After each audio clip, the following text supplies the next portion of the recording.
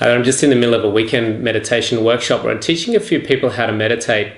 And yesterday, after our second meditation session, so that's one of the students had had her second meditation in her life, she came out of the meditation and she was looking at the ground, just shaking her head like that. And she looked almost bewildered.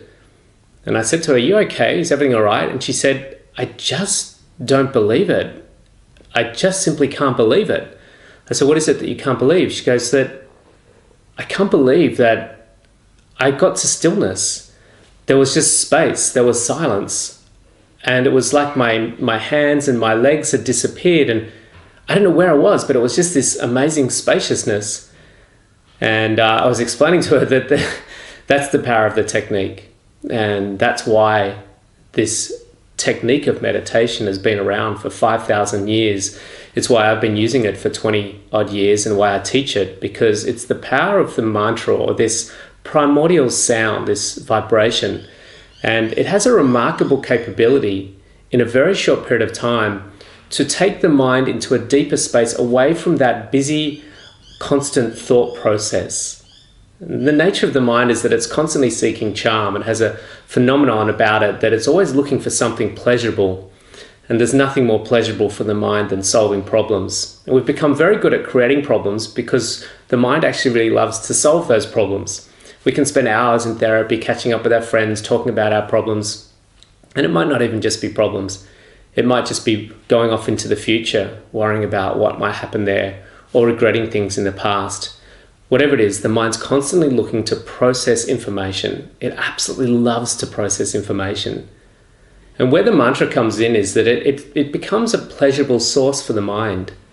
Like I said, the mind's always looking for charm. And when we introduce a mantra, a primordial vibration, we'll repeat that over and over again silently inside our head without moving our tongue or our lips. What happens is the mind finds this quite pleasurable, and it can actually be entertained with this sound for quite a period of time. And it's like if I have a 4-year-old child sitting down in the corner there. If it didn't have anything to play with or entertain itself with, it would get very bored and fidgety and start moving around and get looking for something that's pleasurable to entertain it with. But if we give it a device like a phone, or if we go back in time and give it a Game Boy, that child will sit there very still and be entertained for quite a period of time because it's found something quite pleasurable to keep it amused. And that's what the mind's looking to do. And if we use this mantra, it keeps the mind very pleasured and amused for a period of time. But not only that, what happens is these mantras have a particular quality about them. They actually take the mind into deeper states of awareness, taking it down deeper and deeper to the source of thought. And this mantra lures the mind like a carrot in front of a donkey, deeper and deeper and deeper through the gentle repetition. Now, eventually what's going to happen is the mind will find so much pleasure in this beautiful non-thinking state, which we call bliss consciousness or pure consciousness. Now, the mind has found the absolute source of satisfaction.